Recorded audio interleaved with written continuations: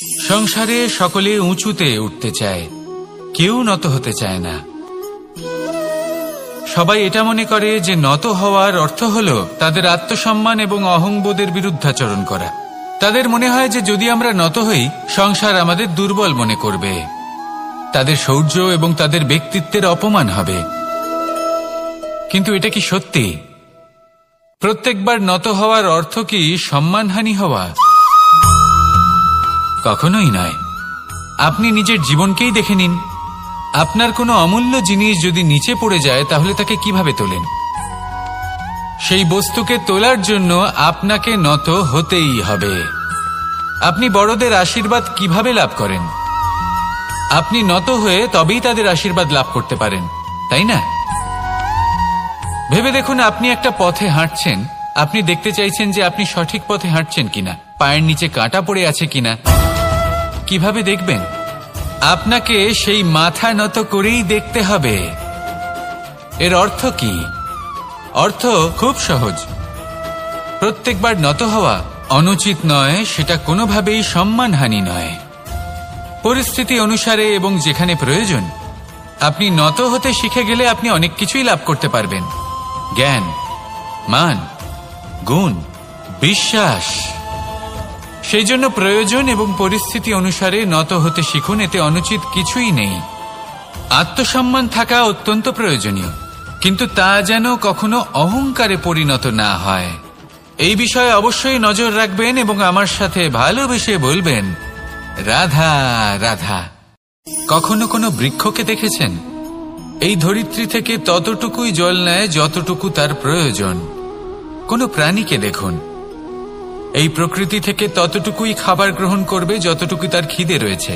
খিদে মিটে গেলে আর খাবে না। এবার মনুষ্যকে দেখুন, সে নিজের জীবনে যা কিছু পেয়েছে, বস্তু, ধন, খাবার, শক্তি, প্রয়োজনের থেকে অনেক বেশি লাভ করার চেষ্টা করে থাকে। প্রয়োজনের থেকে বেশি যদি পেয়েও যায়, তাহলেও তার কম মনে হয়। এবার এরকম ঠিক কেন হয়? এর পিছনের কারণ কি? কারণ হল লোভ।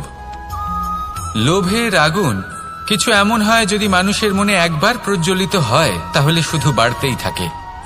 ততক্ষণ বাড়বে যতক্ষণ না আপনি নিজে তাকে বাধা দিচ্ছেন। তবে এই লোভের আগুন নিয়ন্ত্রণ করা সম্ভব। পরিমিতিবোধ, পরিমিতিবোধের চিন্তা। আপনাকে শুধু নিজেকে একটা সরল প্রশ্ন করতে হবে। যখনই মনের মধ্যে কোনো বস্তুর প্রতি, শক্তির প্রতি, ধনের প্রতি, ভোজনের প্রতি লোভ বেড়ে যায়, নিজেকে প্রশ্ন করুন, এটা কি আমার কাছে ততটাই প্রয়োজনীয় যতটা একটা বৃক্ষের কাছে জল, যতটা একটা প্রাণীর কাছে ভোজন? এটা কি ততটাই প্রয়োজনীয়? যদি উত্তর না হয়, তাহলে নিজেকে সেখানেই বাধা দিন। সেই ভাবনা সেখানেই ত্যাগ করুন, কারণ সেটাই হলো লোভ। ঠিক এইভাবেই প্রয়োজনীয়তার চিন্তা করে আস্তে আস্তে এই মন নির্লোভ হয়ে উঠবে। আর এই মন প্রসন্ন হয়ে বলবে, রাধা রাধা। মানুষের জীবন দেখলে এতে সংকটও আসবে, বিপদও আসবে, অনেক সমস্যাও আসবে। কখনো কখনো এমন সময় আসবে যখন আমাদের আপনজনের থেকে সাহায্য চাইতে হয়। আমরা সাহায্য চাই আর তারা সাহায্য করেও দেন, আমাদের সংকট থেকে মুক্তও করে দেন। কিন্তু যখন এই সময় বদলে যায়, যখন সুখের সময় আমাদের জীবনে আসে, তখন আমাদের মনে একটা অহংবোধ জেগে ওঠে। মনে হয়, উপকার আবার কি? সেই ব্যক্তি সাহায্য করেছিলেন, তাতে কি? উনি তো নিজের কর্তব্য পালন করছিলেন। সেই ব্যক্তি আমাদের ধন দিয়েছিলেন যখন প্রয়োজন ছিল, তো আমরা সেই ধন তো ফিরিয়ে দিয়েছি, উপকার কিসের? এই ভাবনা অনুচিত। যদি কোনো ব্যক্তি আপনাকে সাহায্য করে থাকে যখন কেউ করেনি, যখন আপনার সবথেকে বেশি প্রয়োজন ছিল, সেই সাহায্য অমূল্য, আর সেটা উপকারী বটে। যদি কেউ উপকার করেন, তাহলে বিনম্র চিত্তে ভালোবেসে আজীবন তার উপকারের প্রতি কৃতজ্ঞ থাকুন। কারণ সত্যি কথা বলতে এই সংসারে উপকার করার মতো ব্যক্তি খুব কম রয়েছেন, আর উপকারীর কথা মনে রাখেন এমন কৃতজ্ঞ ব্যক্তি আরো কম। সেই জন্য জীবনে কৃতজ্ঞ থাকুন আর আমার সাথে ভালোবেসে বলুন রাধা রাধা। জ্ঞান এবং অহংকার, এই দুইয়ের মধ্যে সম্পর্ক কোথায়? সম্পর্ক ঠিক সেরকম যেরকম হাত এবং কাকনের, যেমন চোখ এবং দৃষ্টির সম্পর্ক। এবার আপনি বলবেন, এ আমি কি বলছি? জ্ঞান এবং অহংকারের এমন সম্পর্ক কি করে হতে পারে? দেখুন, যে ব্যক্তি জ্ঞানী, যার কাছে জ্ঞান রয়েছে এবং তিনি জানেন যে তার কাছে জ্ঞান রয়েছে, তার মধ্যে নিজে থেকেই অহংবোধ জাগ্রত হয়। খুব কম সংখ্যক এমন জ্ঞানী ব্যক্তি আছেন যারা নিজেদের অহংকারের বিষয়ে আঁচ করতে পারেন। প্রকৃত জ্ঞানী হলেন তিনি, যিনি নিজের জ্ঞানের সদ্ব্যবহার করে অহংকারকে দূর করেন। উচিত সময়ে বুঝে যান, নিজের অন্তর যাচাই করে এই বিষয়টা দেখেন যে তার অন্তরে অহংবোধ জাগ্রত হচ্ছে এবং নিজেকে সেখানেই থামিয়ে দেন, যাতে অহংকারের পথে তিনি অগ্রসর না হয়ে যান। এই অহংকার কখন উচিত, কখন অনুচিত, কখন প্রয়োগ করা উচিত, উচিত নয়, কখন বাধা দেওয়া উচিত, এটা শেখা অত্যন্ত প্রয়োজনীয়। আর যদি এটা আপনি শিখতে পারেন, তাহলে আপনি একজন জ্ঞানীও হয়ে উঠবেন এবং সুখীও থাকবেন। তাই মনে রাখবেন, এই জ্ঞান নিয়ে কখনোই অহংকার করবেন না, বরং সবসময় নিজের অহংবোধের বিষয়ে প্রকৃত ধারণা রাখবেন। আসুন আমার সাথে ভালোবেসে বলুন রাধা রাধা। আপনি অবশ্যই কোনো গাছ দেখে থাকবেন যেখানে অনেক ফল রয়েছে। সেই গাছের ডালগুলি নিজে থেকেই নত হয়ে যায়। কেন? যাতে মানুষ, প্রাণী, এরা সকলে যাতে সেই ফল খুব সহজে গ্রহণ করতে পারেন। এটাই হলো প্রকৃতির শিক্ষা, এটাই হলো প্রকৃতির নিয়ম। মানুষেরও কিছুটা এরকমই হওয়া উচিত। যদি আপনি সাফল্যের চরম সীমায় পৌঁছে যান, অনেক বেশি ধন অর্জন করে ফেলেন, তখন মনে রাখবেন যে আপনি যেন অহংকারী না হয়ে পড়েন। বিনম্র থাকতে হবে। সেই ধনকে ব্যবহার করতে হবে উচিত কাজের জন্য। সেই ধনের দ্বারা সমাজের মঙ্গল করা উচিত, সকল মানুষকে সাহায্য করা উচিত যাদের ধনের অভাব আছে। যদি ধনী হওয়া সত্ত্বেও আপনি ধনের সদ্ব্যবহার এই সমাজের মঙ্গলের জন্য, তার ভালোর জন্য না করেন, যদি আপনি ধন দান না করেন, তাহলে এই ধন অহংকার রূপী বিষে পরিণত হয়ে আপনাকেই নাশ করবে। তাই ফলে ভরা গাছের মতো নত হয়ে থাকুন, বিনম্র হয়ে থাকুন, দান করুন আর আমার সাথে ভালোবেসে বলুন রাধা রাধা। যদি আমি স্থির করি, যদি নিশ্চিত করি একটা মূর্তি গড়ে তুলব, আর কিছুক্ষণ সেই কাজটা করে আবার কিছুক্ষণ পরে বন্ধ করে দিই, আবার কিছুক্ষণের জন্য কাজটা করে আবার সেই কাজ বন্ধ করে দিই, আবার কিছুক্ষণের জন্য কাজটা করে বলি ক্লান্ত লাগছে, কিছুক্ষণের জন্য বিশ্রাম নিয়ে নিই, যদি এইভাবে আমি কাজটা করি, তাহলে কি এই কাজ উচিত সময় এবং উচিতভাবে সম্পন্ন হবে?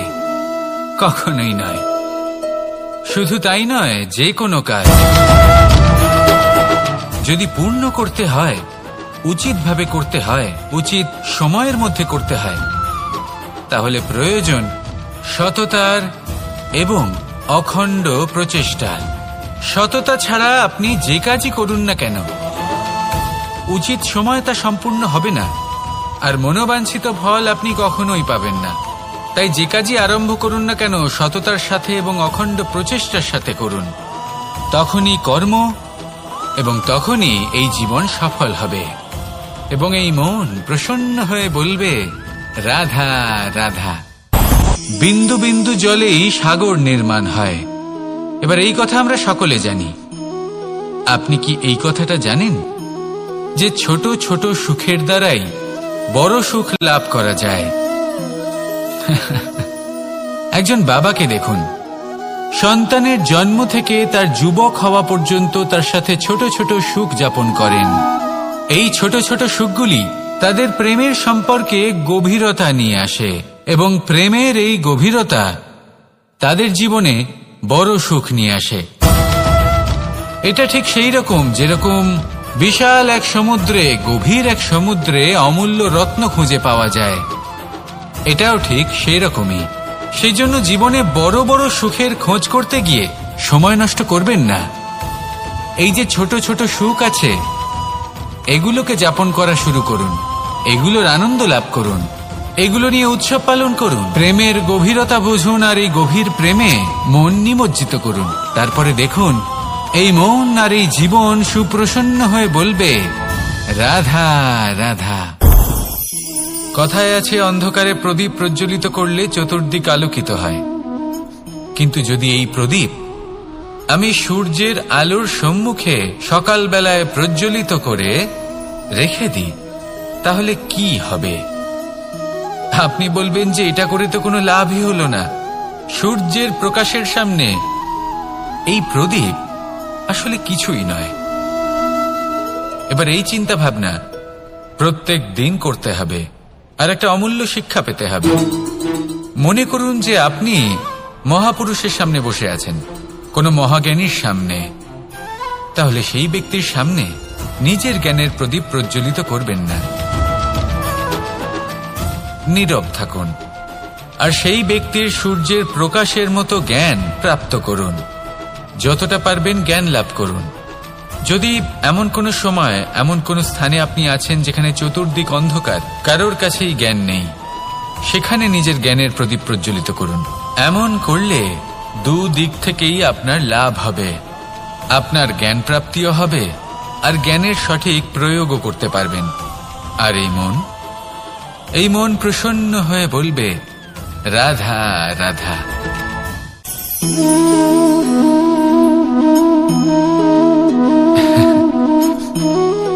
ঘুমের মধ্যে আমরা বিভিন্ন ধরনের স্বপ্ন দেখি, কিছু সুখের, কিছু দুঃখের, কিছু অত্যন্ত ভয়ানক। কিন্তু সত্যি কথা বলতে এর উপর আমাদের কোনো নিয়ন্ত্রণ নেই।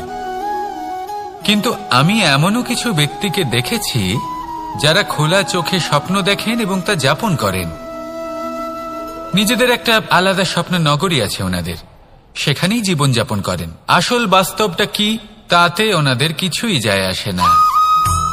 এমন কিছু মানুষ আছেন যাদের কাছে বিন্দুমাত্র জ্ঞান নেই, সে না হয় ঠিক আছে, কিন্তু জ্ঞান এমন ভাবে প্রদান করবেন যে মনে হবে সংসারের সমস্ত জ্ঞান তাদের কাছেই রয়েছে। এমন কিছু মানুষ আছেন যারা ভালোবাসতে জানেন না, আর তাও আমি মেনে নিলাম। কিন্তু কথা এমন ভাবে বলবেন তাতে মনে হবে যেন প্রেমের বিষয়ে সবকিছু শুধুমাত্র ইনিই জানেন। এবার আমি এমন কথা অবশ্যই বলছি না যে আপনি এরকম করেন, কিন্তু যদি কোনো ব্যক্তি এরকম করেন তাহলে তার এটা মাথায় রাখা উচিত যে সেই ব্যক্তি অন্য কারোর সাথে নয়, নিজের সাথে অনুচিত করছেন। কারণ এমন কাজ করে উনি নিজের দোষ, নিজের অপগুণ সংসারের কাছে নয়, নিজের কাছে লুকোচ্ছেন। আপনি যদি নিজেকে বুঝতে না পারেন, সম্পূর্ণরূপে নিজেকে আকলন না করেন, নিজের অপগুণ, নিজের দোষ পূর্ণরূপে না বুঝতে পারেন, তাহলে এটা কি করে বুঝবেন যে নিজেকে কিভাবে শুধরে নিতে হবে?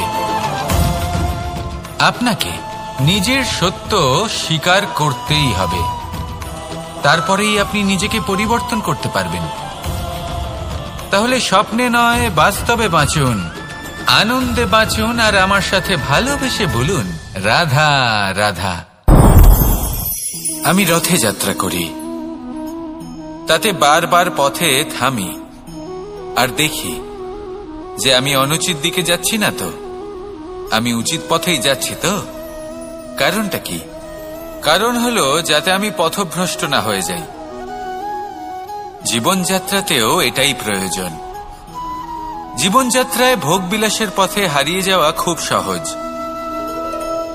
বারবার থেমে আপনাকে দেখতে হবে, নিজেকে কিছু প্রশ্ন করতে হবে। আমি কি আজ সেই কর্মই করছি যেটা আমি করতে চেয়েছিলাম? আমি কি আজ সেই জীবন যাপন করছি যেমন আমি যাপন করতে চেয়েছিলাম? যদি এই প্রশ্নগুলোর উত্তর হ্যাঁ হয় তাহলে এগোতে থাকুন, নয়তো থেমে যান এবং বিচরণ করুন। মনে রাখবেন, এই সংসার অত্যন্ত জটিল আর এতে হারিয়ে যাওয়া অত্যন্ত সরল। সেই জন্য নিজে থেকে বারবার থামা এবং জীবন চিন্তন করা অত্যন্ত আবশ্যক। তাহলে সেটাই করুন আর আমার সাথে ভালোবেসে বলুন, রাধা রাধা। এই সংসারে জয়লাভ করার জন্য, সাফল্য লাভের জন্য শক্তি, ধৈর্য, সাহস, মিত্রদের সঙ্গ, এই সব ছাড়া আর কি আছে যা অত্যন্ত প্রয়োজনীয়? বিশ্বাস। সত্যি কথা বলতে এই বিশ্বাস অত্যন্ত অমূল্য, কিন্তু এটা দুদিক খোলা তলোয়ারের মতো। এটা আপনাকে বলশালীও করে তুলতে পারে, শক্তিশালীও করে তুলতে পারে, আবার দুর্বলও করে তুলতে পারে। কিভাবে? যদি আপনি শুধুমাত্র অন্যের উপরে বিশ্বাস করেন যে ওনারা সবাই আমাকে সামলে নেবেন, আপনার বিশ্বাস শুধুমাত্র অন্যের উপর, আর সেই বিশ্বাসের ভিত্তিতে আপনি কর্ম করেন, তাহলে আপনি দুর্বলই হয়ে উঠবেন।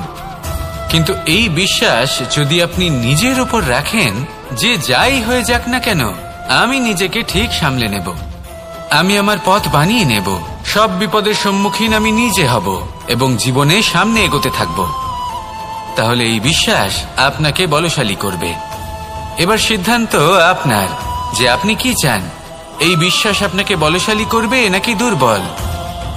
ভেবে দেখুন, আর আমার সাথে ভালোবেসে বলুন রাধা রাধা। এই সংসারে সব থেকে বেশি কঠোর এবং বলশালী ধাতু হলো লৌহ, অর্থাৎ লোহা। হয়তো সেই জন্যই সকল অস্ত্র, সকল শস্ত্র, সকল বাহন যখনই এদের নির্মাণ হয়, তখন সব থেকে বেশি ব্যবহার এই লোহাকে করা হয়। এবার এই লোহার একটা বিশেষ গুণ রয়েছে, সেটা এটাই যে লোহাকে আপনি অন্য কোনো ধাতু দিয়ে কাটতে পারবেন না। লোহা দ্বারাই লোহাকে কাটা সম্ভব। এবার এটা কিভাবে সম্ভব? যে লোহাকে কাটতে হবে তাকে গরম করা হয়, যে লোহা দ্বারা কাটতে হবে সেটাকে ঠান্ডা রাখতে হয়, অর্থাৎ ঠান্ডা লোহা দ্বারা গরম লোহা কাটা হয়। এবার এই যুক্তি, তার প্রয়োগ আমাদের জীবনেও করা যেতে পারে। যদি আপনার কাছে শক্তি থাকে, যদি আপনি বুদ্ধিমান হন, আর যদি আপনার মন স্থির হয়, শান্ত হয়, তাহলে এই সংসারকে আপনি বদলাতে পারবেন। কিন্তু যদি আপনি শক্তিশালী হন, বুদ্ধিমান হন, কিন্তু আপনার মন অস্থির হয়, আপনার মন স্থির না থাকে, কোথায় কোথায় আপনি রেগে যান, তাহলে আপনি কখনোই সংসার বদলাতে পারবেন না। যদি পরিস্থিতিকে নিজের মতো গড়ে নিতে হয়, তাহলে ধৈর্য, সংযম এবং স্থিরতার শীতলতাকে আপন করে নিতে হবে। আসুন আমার সাথে ভালোবেসে বলুন রাধা রাধা। সঙ্গীত হলো আমার অত্যন্ত প্রিয়। আমার বাঁশির সুর আমার মনের শান্তি এবং ভালোবাসার প্রতীক। সেই জন্য যে ব্যক্তি আমার বাঁশির সুর শোনেন, তিনিও সেই শান্তি এবং ভালোবাসা অনুভব করতে পারেন। শুধু এটাই তো শিখতে হবে। আমরা জীবনে যখনই কোনো কর্ম করি, তখন মনের মধ্যে ইতিবাচক বোধ থাকা উচিত, মনে ভালোবাসা থাকা উচিত। এটা হলো অত্যন্ত গুরুত্বপূর্ণ। যদি আপনার মনের ভেতরে ঘৃণা, বিদ্বেষ, ক্রোধ, ঈর্ষা এইসব বোধ থাকে এবং আপনি কোনো কর্ম করেন, তাহলে আপনি এই আবেগগুলোই সংসারে ছড়িয়ে দেবেন। আপনার আশেপাশের মানুষজন এই বোধ অনুভব করবেন, এগুলোই অনুসরণ করবেন, আর এই সব আবেগই আপনি আশেপাশে দেখতে পাবেন। তার বদলে যদি মনের মধ্যে ভালোবাসা থাকে, ইতিবাচক বোধ থাকে, সত্যের প্রতি শ্রদ্ধা এবং করুণা থাকে, তাহলে এই সকল আবেগ আপনি সংসারের মধ্যে ছড়িয়ে দেবেন, আর সেটাও মানুষ অনুভব করবেন এবং এগুলো অনুসরণ করবেন। আপনার আশেপাশে আপনি কোন আবেগ দেখতে চান, সেই নির্বাচন আপনারই। আপাতত আসুন আর আমার সাথে ভালোবেসে বলুন রাধা রাধা। আমরা সবাই এই সংসারে সূর্যের মতো হয়ে উঠতে চাই, সূর্যের মতো তেজস্বী, প্রকাশময়, যশস্বী। সূর্যের মধ্যে এতটাই তেজ থাকে যে সবাই তার সামনে নত হয়ে থাকে। সেই কারণেই সূর্যকে যশদানের গ্রহ বলা হয়। আমরা সবাই সূর্যের মতো উজ্জ্বল হতে চাই, কিন্তু তার জন্য সূর্যকে প্রত্যেক দিন জ্বলতে হয়। এই সংসারে শুভ ভাব, পবিত্রতা নিয়ে আসার জন্য, প্রকাশ ছড়িয়ে দেওয়ার জন্য সূর্যকে প্রত্যেক দিন অস্তও যেতে হয়, আবার উদিতও হতে হয়, প্রত্যেক দিন জ্বলতে হয়। সূর্য একদিনের জন্য অবকাশ লাভ করেন না। আর যদি অবকাশ পেতেন তাহলে সূর্যকে আর সূর্য বলা হতো না, তাই না? সেই জন্য আপনি যদি সূর্যের মতো হয়ে উঠতে চান, সেই রকম উজ্জ্বল হতে চান, তেজস্বী হতে চান, তাহলে সূর্যের মতো জ্বলতে হবে, অর্থাৎ অগাধ পরিশ্রম করতে হবে। আসুন আমার সাথে ভালোবেসে বলুন, রাধা রাধা। আমরা জীবনে চলতে চাই, সামনে এগোতে চাই, কিন্তু কখনো কখনো এমন হয় যে আমরা আমাদের লক্ষ্য দেখতেই পাই না। আমরা চিন্তিত হয়ে পড়ি, ব্যতীত হয়ে পড়ি, আমরা কিছু বুঝতেই পারি না, এই মন অশান্ত হয়ে যায়। কিন্তু যদি আপনি থেমে যান, তাহলে নিজের পথ এবং নিজের লক্ষ্য থেকে সরে যাবেন। সেই জন্য চলতে থাকুন, থামবেন না। যতদূর পারবেন চলতে থাকুন, যতদূর দৃষ্টি যাচ্ছে চলতে থাকুন।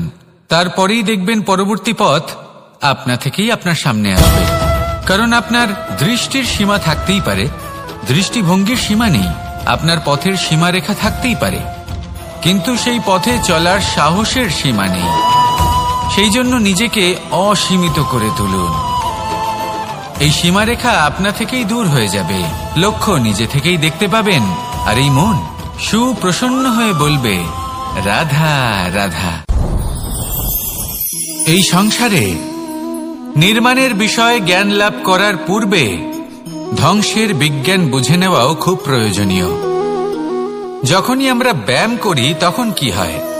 আমাদের পুরনো মাংসপেশি নষ্ট হয়ে যায় এবং সেই মাংসপেশির স্থানে আমরা নতুন মাংসপেশির নির্মাণ করে থাকি। যেমন একটা নতুন ইমারত গড়ে তোলবার পূর্বে পুরাতন ইমারতকে ভঙ্গ করে দিতে হয়, তবেই তো সেই স্থান সজীব হবে, ঠিক কিনা? এবারে জ্ঞান এবং বিজ্ঞান ছাড়াও এমন কিছু আছে যা কিনা অত্যন্ত গুরুত্বপূর্ণ। তা হলো সীমা পার করে যাওয়া।